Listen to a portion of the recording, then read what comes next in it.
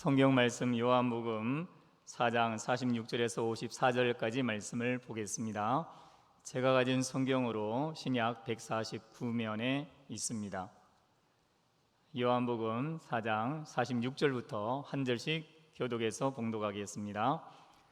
예수께서 다시 갈릴리 가나에 이르시니 전에 물로 포도주를 만드신 곳이라.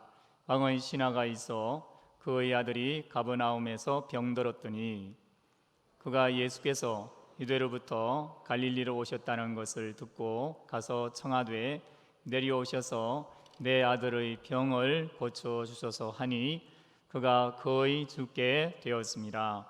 예수께서 이르시되 너희는 표적과 기사를 보지 못하면 도무지 믿지 아니하리라. 신하가 이르되 주여 내 아이가 죽기 전에 내려오소서. 예수께서 이르시되 가라 내 아들이 살아있다 하시니 그 사람이 예수께서 하신 말씀을 믿고 가더니 내려가는 길에서 그 종들이 오다가 만나서 아이가 살아있다 하거늘 그 낫기 시작한 때를 물은즉 어제 7시에 열기가 떨어졌나이다 하는지라. 그의 아버지가 예수께서 내 아들이 살아있다 말씀하신 그 때인 줄 알고 자기와 그 온 집안이 다 믿으니라. 함께 보겠습니다. 이것은 예수께서 유대에서 갈릴리로 오신 후에 행하신 두 번째 표적이니라. 아멘. 오늘 예배 나오신 모든 분들께 하나님께서 하늘의 신령한 복 땅의 기름진 복으로 복 주시기를 주의 이름으로 축원합니다. 우리 이런 마음을 담아서 좌우에 계신 분들하고 인사하겠습니다. 하늘의 신령한 복 땅의 기름진 복 받으시기 바랍니다. 하늘의 신령한 복 땅의 기름진 복 받으시기를 바랍니다. 오늘 두세 사람이 내 이름으로 모인 곳에 나도 그들 중에 함께 있느니라 약속하신 예수님이 우리의 축원대로 복을 주실 줄로 믿습니다. 어떤 아들이 아버지에게 이렇게 묻습니다. 아빠, 기억이 뭐예요?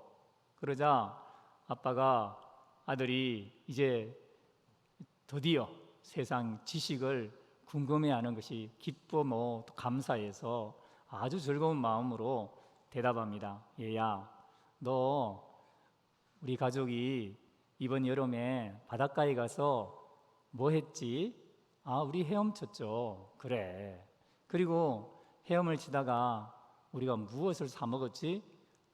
우리 아이스크림 사 먹었죠. 그래.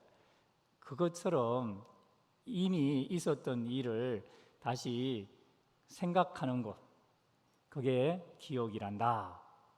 그렇게 아버지가 아들에게 자세하게 아주 구체적으로 사랑스럽게 자기가 알고 있는 모든 지식을 동원해서 가르쳐 주었습니다. 근데 아들이 얼굴이 심각해집니다. 그리고 아빠 너무 어려워요. 뭐가 어려워? 내가 이렇게 쉽게 가르쳐 줬는데. 그러니까 아들이 하는 말이 아빠 그러면 니어는 뭐예요? 아버지는 자기가 아들에게서 제대로 듣고 자기가 알고 있는 최고의 사랑으로 자기의 믿음을 그대로 아들에게 전해서 알려주었습니다.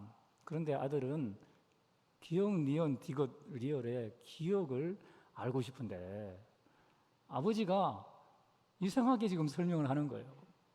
자기는 분명히 기억이 그게 아닌데, 기억을 기억해 보니까 그게 아닌데. 여러분, 사람들은 자기가 사랑하는 대상을 향해서 자기가 믿고 있는 것을 자기가 아는, 그리고 자기가 이해한 방식으로 전달합니다. 그래서 그것을 듣는 사람이 자기가 이해하고 싶어하는 부분을 제대로 듣지 못해서 그것 때문에 답답한 경험을 하는 때가 있죠. 그런데 우리 하나님은 다르십니다. 우리 하나님은 우리에게 무엇이 필요한지, 우리가 믿고 있는 것에 잘못된 것은 무엇인지 우리에게 제대로 알려주시고 정확하게 알려주실 수 있는 전능하신, 전지하신 하나님이십니다. 오늘 어떻게 나을 수 있습니까? 어떻게 살릴 수 있습니까? 이 말씀을 가지고 본문 말씀을 다룰 때에 하나님이 우리의 삶의 모든 부분을 살려내는 역사를 경험할 수 있기를 주의 이름으로 축원합니다. 본문은 왕의 신하가 예수님을 만난 장면에서 시작하죠. 왕의 신하는 자기 아들이 죽을 병에 걸렸습니다. 그런데 예수님을 찾아와서 예수님, 내 아들이 죽어가니 와서 좀 고쳐주십시오 요청을 했더니 예수님이 혼자 가라고 말씀합니다. 함께 내려가지 않습니다.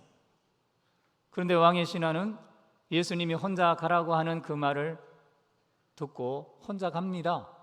그리고 갔더니 아들이 살아있다는 것을 알게 되죠. 여러분, 이상하지 않아요?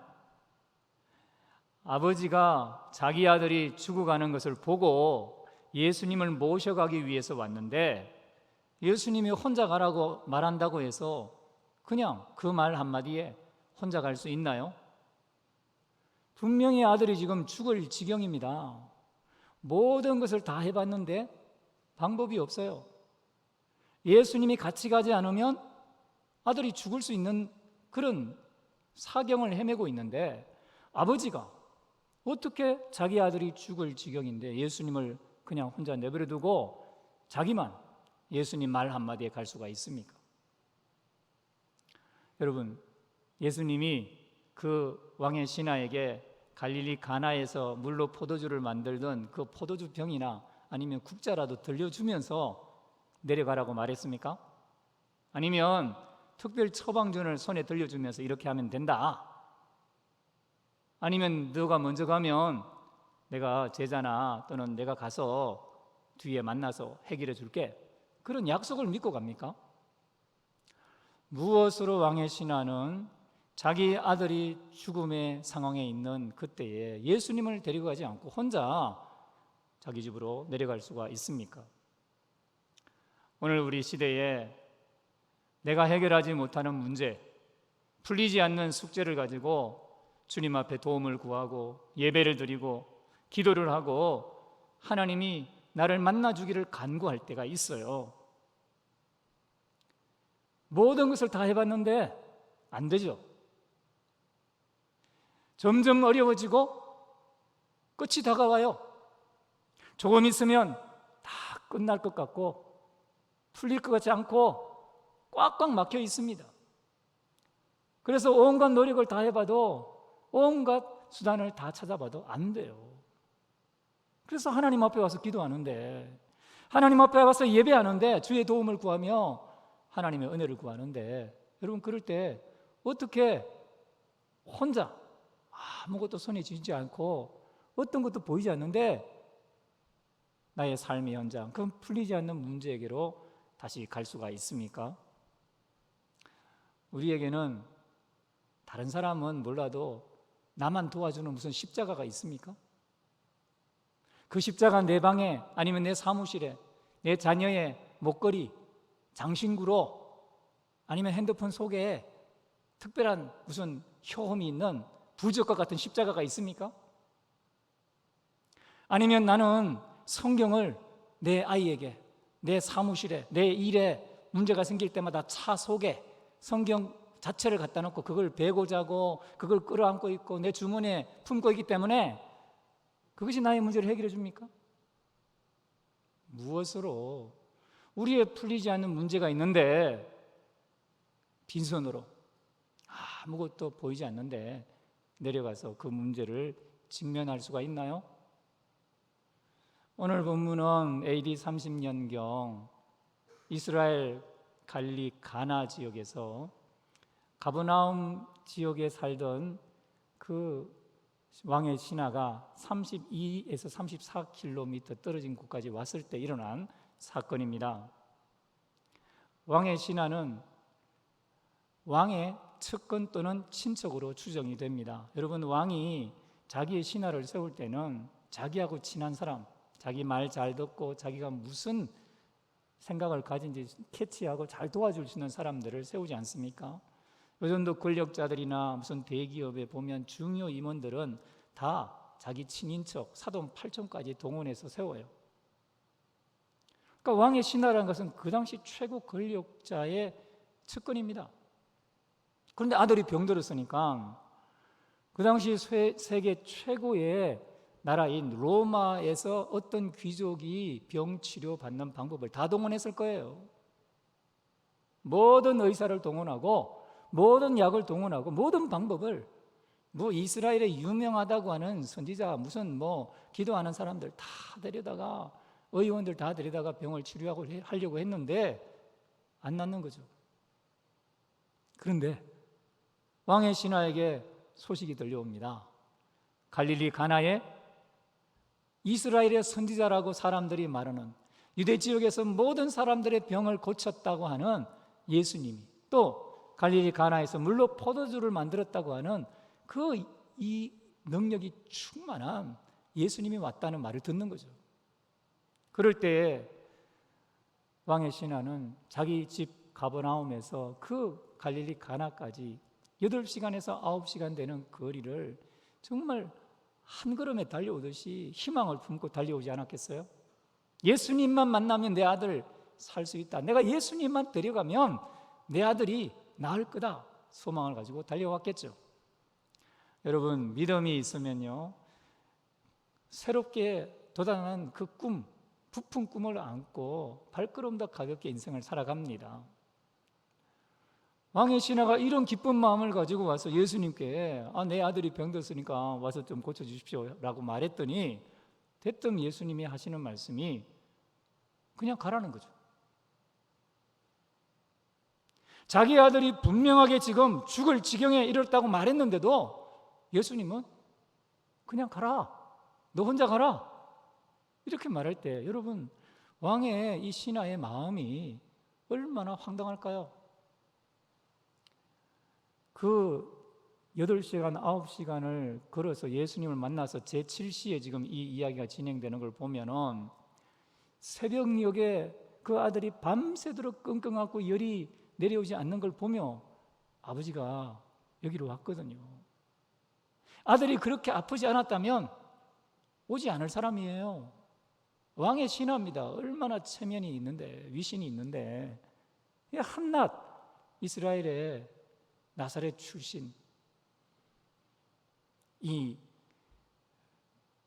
권력도 없는 사람 앞에, 예수님 앞에 오겠어요? 아들이 죽을 위기에 처하니까 온 건데 예수님이 안 가겠다는 거죠.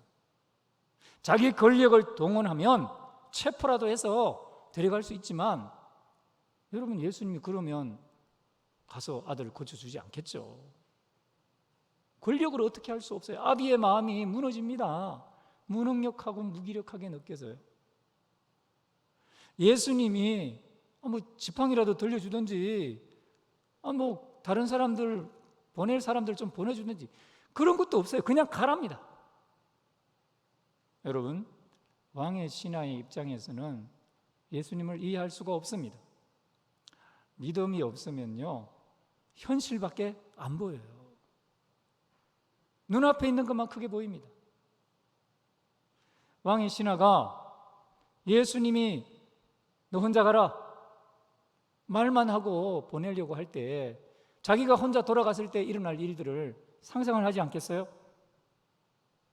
여러분, 극적으로 그리고 부정적으로 생각하면 아들이 죽을 거예요.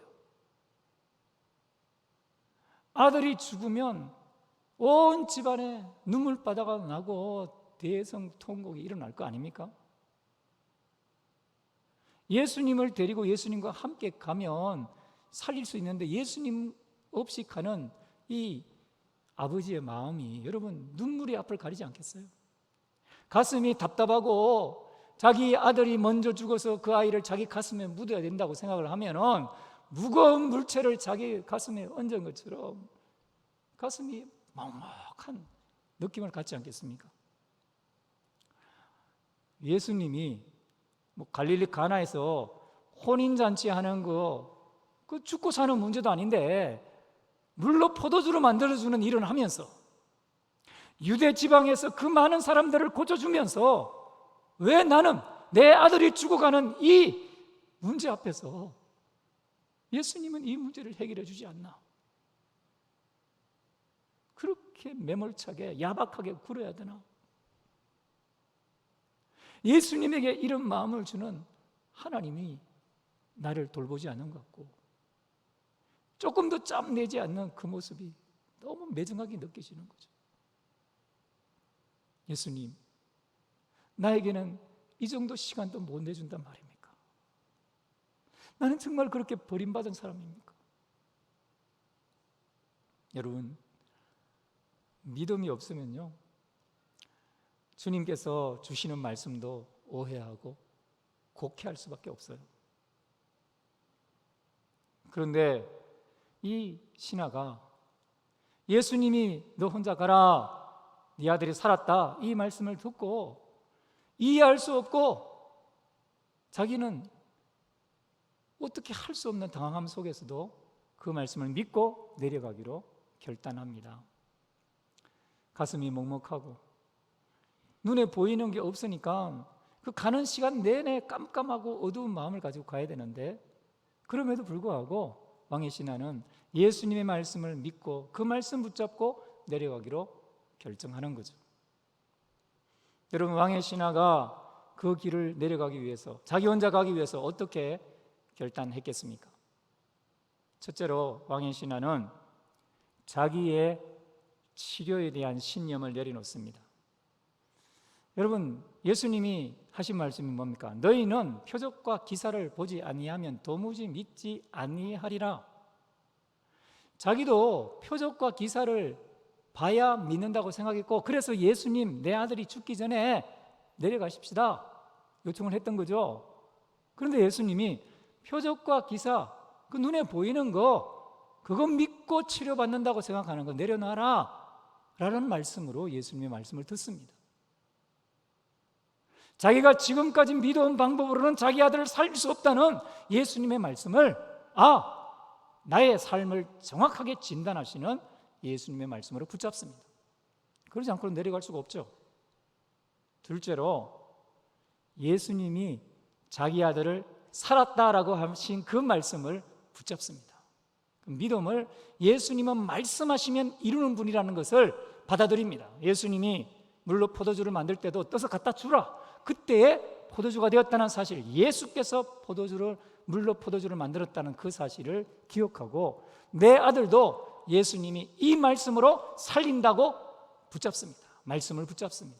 예수님에 관한 새로운 인식이죠. 주변에 알고 있는 어떤 믿음이 강한 신유자들과 다른 말씀 자체로 죽어가는 자를 살리는 예수님으로 받아들입니다. 세 번째로 예수님의 사랑의 음성을 붙잡고 갑니다. 왕의 신하는 결국 혼자 내려가지만 자기 혼자 간 게 아니죠. 예수님이 들려주신 그 말씀을 나를 사랑해서 들려주시는, 나에게 구원의 역사를 이루시는 주님의 말씀으로 붙잡고 내려갑니다. 여러분, 믿음이 보이지 않고 들리는 것 없어도 하나님의 역사를 붙잡게 합니다. 하나님이 주시는 믿음이 임해야 내 잘못된 신념이 보입니다. 내 잘못된 생각이 깨달아집니다. 하나님이 주시는 믿음이 임할 때에는 하나님의 말씀이 다른 사람을 사랑하는 말로 보이는 게 아니라 나를 사랑하는 말씀으로 내게 직접적으로 역사하는 체험이 됩니다. 예수님은 왜 자기에게 와서 함께 내려가자고 하는 그 왕의 신하에게 혼자 가라고 합니까? 예수님은 왕의 신하가 어떤 상황에서도 혼자 있지 않고 늘 하나님이 함께하는 것을 깨닫기를 원하십니다. 전능하신 예수님은 혼자 죽음의 길을 걷는 것처럼 내려가는 왕의 신하와 함께 하시고, 그 죽음과 같은 상황에 함께 하셔서 그 상황을 바꾸실 수 있는 전능하신 예수님이십니다. 여러분, 예수님이 어떻게 하십니까? 예수님은 첫 번째로 왕의 신하의 잘못된 신앙을 고칠 수 있도록 믿음을 불어넣을 말씀을 주십니다. 여러분, 왕의 신하의 정확한 영적 상태는 예수님만 아십니다.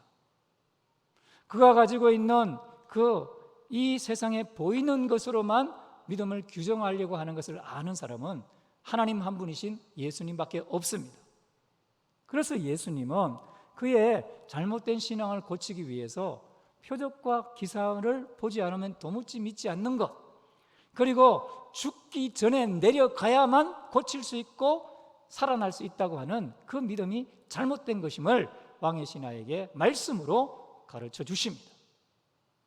여러분, 하나님이 이 왕의 신하의 잘못된 것을 그렇게 고치신 거죠. 둘째로 왕의 신하의 마음에 믿음을 불어넣어 주십니다. 여러분, 사람은 자기 지식과 자기 경험의 한계, 보이는 것, 들리는 것을 뛰어넘어서 잘 믿을 수가 없습니다. 모든 믿음의 주인은 예수님이십니다. 믿음의 주요 온전케 하시는 예수를 바라볼 때만 믿음이 주어집니다. 근데 그 예수님이 이 불신과 의심 가운데 있는 왕의 신하에게 믿음을 불어넣어 주시니까 왕의 신하가 자기가 의심할 수밖에 없는 상황에, 안 될 것 같은 상황에 믿음을 가지고 가게 됩니다. 셋째로 예수님은 그 왕의 신하가 가는 길 중간에 어느 지점에서 그 종들과 만나게 하시죠. 그래서 왕의 신하가 혼자 가지 않게 합니다. 여러분, 예수님의 말씀을 듣고 믿음도 왔지만 왕의 신하의 마음은 늘 갈팡질팡한데, 이 갈팡질팡하는 마음을 가지고 8시간, 9시간 가게 하는 게 아니라 중간 어느 지점에 어제 제7시에 당신의 아들이 나았습니다라고 말하는 하인들의 말을 듣게 해서 그 기간 동안 위로하시는 거예요. 그 남은 거리를 걸어가면서 얼마나 기쁘고 감사하게 갔겠어요. 예수님이 함께 그 길을 위로하시며 가도록 역사하신 거죠. 여러분, 주님이 주시는 믿음이 임하면 갈 수 없는 길도 담대히 가게 됩니다. 주님이 주시는 믿음이 임하면 믿을 수 없는 말도 믿게 됩니다. 주님이 주시는 믿음이 임하면 고아처럼 혼자 가는 길처럼 보여도 전능하신 예수님이 함께 그 말씀으로 동행하고 있다는 것을 믿게 됩니다. 사랑하는 예수님은 왕의 신하가 그 죽음과 같은 길에 예수님 없이 혼자 갈 수 없을 때 결단하여 믿음으로 나아가는 것을 기뻐하시고 왕의 신하에게 큰 복으로 복을 주십니다. 여러분, 왕의 신하가 무슨 복을 받습니까? 왕의 신하는 자기 아들이 살아나는 경험을 합니다. 아무 약도 먹이지 않고 아무 처방도 없었는데 그냥 예수님이 말씀하신 그 시간에 아들이 살아나는 것을 자기 삶에서 경험하고 이제 아들과 함께 남은 인생을 걸어가게 됩니다. 그리고 둘째로 왕의 신하는 이 세상의 치유자들과 다른 말씀으로만 질병을 치료하는, 죽음에 이를 수밖에 없는 질병을 치료하는 예수님을 만나게 되죠. 경험하게 되죠. 그러니까 왕의 신하는 이 세상의 신하, 종로로 타는 사람이었는데 이 세상 권세란 게 결국은 죄의 결과로 죽을 때까지 사람을 괴롭히다가 죽이는 거 아닙니까? 저주와 화와 사망으로 몰아가는 종으로 사는 것 아닙니까? 그런데 이 세상의 종로로 타는 왕의 신하를 만왕의 왕 대신, 온 우주의 왕 대신, 보이는 것과 보이지 않는 것의 왕이 되신 예수님의 신하가 되게 합니다. 그래서 그 당시 온 갈릴리 사람들에 대해서 예수님이 앞서 한 말씀이 있거든요. 선지자가 자기 고향에서는 높임을 받지 못한다. 자기 고향 사람들은 선지자를 믿지 않는다, 나를 믿지 않는다, 나를 거역한다라고 했는데 그 왕의 신하는 온 집안이 구원받게 됩니다. 그리고 그 온 집안 종 한 사람 한 사람까지 다 왕과 왕의 신하와 함께, 왕이 되신 예수님과 함께 영원한 천국길을 가게 되는 복을 누리게 됩니다. 여러분, 예수님이 주시는 믿음이 임하면요, 나만 아니라 내 주변의 사람도 다 살릴 수가 있습니다. 오늘 우리가 해결하지 못하는 문제, 풀리지 않는 문제, 지금까지 내가 노력한 방법으로 안 되는 문제, 여러분, 그 문제를 우리가 어떻게 풀 수가 있습니까? 어떻게 살릴 수가 있습니까? 지금까지 내가 했던 방법으로 안 되는데, 그래서 절망하고 있는데, 자녀에 관한 문제에 있어서 절망하고 있고, 직장과 사업과 일터에 관한 문제에 있어서 절망하고 있고, 풀리지 않는 인간관계와 이 인생의 어려움 때문에 낙담하고 좌절하고 답답해하고 있는데, 여러분, 이걸 어떻게 풀 수가 있습니까? 이것을 풀 수 있는 방법은 우리에게 없습니다. 우리가 해결할 수 없는 문제라면 우리는 전능하신 하나님께 맡겨야 합니다. 여러분, 어떻게 맡길 수 있습니까? 어떻게 살릴 수 있습니까? 첫째로 내 신념을 내려놔야 합니다. 내가 지금까지 해왔던 방법으로 안 되면 그런 방법을 포기해야 합니다. 이 세상에 사람들도요, 징크스란 걸 가진 사람들이 있잖아요. 어떤 좋은 일이 일어날 것 같은데 그 좋은 일을 먼저 말하면 그게 나쁜 일이 될 것 같아서 말하지 못하는 사람도 있고, 어떤 운동선수 같은 경우에는 자기 마인드 컨트롤을 하기 위해서 몸을 안 씻는 거예요. 운동이 있는 날은, 그 경기가 있는 날은. 뭐 왼쪽 손을 안 씻는다든지 오른쪽 손을 안 씻는다든지 뭐 어떤 그림을 안 본다든지 그걸 또 본다든지, 그렇게 하면서 그 징크스, 자기 신념을 붙잡고 그 인생의 어려움들을 이겨내려고 하잖아요. 그런데 자칫 잘못하면 하나님의 도움을 구하고 하나님의 구원을 기다리는 사람도요, 자기 신념으로 자기 인생의 문제를 해결해 가려고 합니다. 왕의 신하처럼 표적이 보이고 기사가 보이고 뭐 보이는 물체가 있고 그걸 우상처럼 섬겨야 그것이 나를 해결해 줄 것처럼 착각합니다. 근데 여러분, 우리 주님은 그걸 내려놓으라고 말씀하십니다. 표적과 기사를 봐야 구원받는 게 아니에요. 치료되는 게 아니에요. 내 신념을 내려놓을 때 하나님의 것으로 내 마음을 채울 수가 있습니다. 내 것을 버리고, 둘째는 예수님의 말씀을 붙잡아야 됩니다. 예수님이 성경 속에 그 문제에 관해서 알려주시는 그 성경 말씀을 나를 향한 약속으로 붙잡아야 됩니다. 여러분, 예수님은 수많은 성경의 인물들을 통해서 그들이 믿음으로 역사한 것을 우리가 은혜 가운데서 깨닫게 하십니다. 오늘 여기서 성경 말씀이 설교될 때 이 말씀이 여러분 다른 사람을 위한 말씀이 아니에요. 나는 죽을 병에 걸린 아이가 없는데 그러나 풀리지 않는 문제가 있잖아요. 내 인생에 해결되지 않는 고난이 있잖아요. 인생에 고난이 없거나 역경이 없는 사람이 어디에 있습니까? 그런데 그 문제는 내 방식으로 안 되니까 이제는 예수님의 말씀을 붙잡아야 됩니다. 예수님이 세 번째로 나에게 들려주시는 사랑의 음성으로 붙잡고 함께 가야 됩니다. 여기서 아무것도 안 보이고 아무 환상도 아무 표적도 기적도 뭐 들려주는 것도 없어도 이 말씀을 붙잡고 가십시오. 그럴 때에 우리 주님이 함께 가십니다. 여러분, 주님이 주시는 믿음이 임하면 내 잘못된 신념 체계 속에 똘똘 뭉쳐있는 내 사고 뭉치가 보입니다. 생각의 덩어리가 보입니다. 그리고 하나님이 나에게 부어주시는 말씀이 무엇인지 성령이 조명해 주십니다. 그래서 눈에 보이는 것 없고 귀에 들리는 것 없어도 예수님의 말씀을 들음으로 믿음이 셉니다. 여러분, 믿음은 들음에서 생기고 들음은 그리스도의 말씀으로 말미암느니라. 자기도 모르게 믿음 가운데 들어가게 됩니다. 우리 하나님은 우리가 내가 해결하지 못하는 문제 가운데서 고아처럼 홀로 가기를 원하지 않으시고 어떤 역경 속에서도 나와 함께 하시는 임마누엘 하나님을 만나서 늘 주님과 동행하기를 원하십니다. 전능하신 예수님은 우리의 어떤 죽음과 같은 풀리지 않는 문제, 막혀있는 문제 가운데도 함께 하시면서 그 말씀을 통해 우리와 동행하시는 것을 경험케 하시는 전능하신 예수님이십니다. 여러분, 예수님이 우리에게 어떻게 하시겠습니까? 예수님이 오늘 여러분에게 이 복을 주시기를 바랍니다. 첫 번째로 여러분, 예수님은 주의 말씀을 들려주십니다. 여러분, 주님의 말씀이 들린다는 것, 이 설교 시간에 이 말씀이 아이고 뭐 2000년 전에 어느 날 갈릴리에서 일어난 한 사람의 이야기가 아니라 지금 내 문제를 해결하기 위해서 이 역사를 주관하시는 하나님이 이 예배 시간에 나를 향해 하시는 말씀으로 들리게 합니다. 우리 하나님에게는 우연이 없습니다.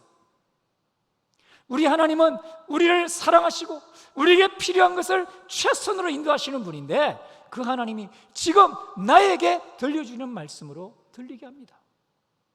그래서 내가 놓아야 될 것이 무엇인가 깨닫게 하시는 거예요. 둘째로 예수님은 나에게 믿음을 불어넣어 주십니다. 사람의 방법으로 안 되는데 예수님이 말씀하시면 된다. 예수님은 말씀으로 천지 만물을 창조하신 분이요, 하나님의 말씀은 살았고 활력이 있어 좌우에 날선 어떤 검보다 예리하여 혼과 영과 및 관절과 골수를 찔러 쪼갠다. 하나님에게는 능하지 못하심이 없다. 그 왕의 신하의 아들을 죽을 지경에서 살리신 예수님이 내 아들이 살았다 말씀하기만 하면은 내 가족, 내 인생의 문제는 지금 해결된다. 이 말씀을 나의 것으로 받겠다. 이런 믿음이 임합니다. 잘 믿어지지 않으면 주여 나의 믿음 없는 것을 용서하여 주십시오. 믿음을 더하여 주십시오. 기도해야 합니다. 그리고 믿음으로 받아야 합니다. 믿음을 주시는 주님을 붙잡으시기를 바랍니다. 셋째로, 주님은 이미 주님의 치료, 주님의 해결을 경험한 사람들의 말을 듣게 하십니다. 여러분, 우리 주변에, 우리 교회에 얼마나 많은 사람들이 질병을 예수님의 이름으로 치료받습니까? 귀신이 떠나가지 않습니까? 문제가 해결되지 않습니까? 이게 우리 교회의 문제입니까? 교회에만 해결된 일입니까? 우리 주변에 성경의 인물들 속에 하나님이 말씀으로만 치료한 역사가 얼마나 많이 있습니까? 그걸 기억하는, 주님의 기억하게 하시는 은혜를 받기를 바랍니다. 여러분, 누가 치료받았다는 소문이 들리는 거, 그거 그냥 일어나지 않습니다. 아이고 누가 나았다 그냥 스쳐 지나가는 게 아니라, 누가 나았고 누가 해결됐는데 어떻게 하더니 되더라, 하나님의 말씀을 붙잡고 어떻게 기도하니까 하나님이 역사하더라. 이걸 내 것으로 받는 건 온전히 하나님의 역사예요. 예수님이 주셔야 돼요. 그러니까 이 은혜는요, 하나님이 택한 사람에게 주시는 특별한 복이에요. 여러분, 이 말씀이 나에게 들렸다, 누가 치료됐다는 소리가 들렸다, 그게 아이고 뭐 그럴 수도 있지, 이게 아니라 나에게 일어나는 말씀으로 들려지는 것, 그걸 사모하시기 바라요. 그리고 그 복을 받아 누리세요.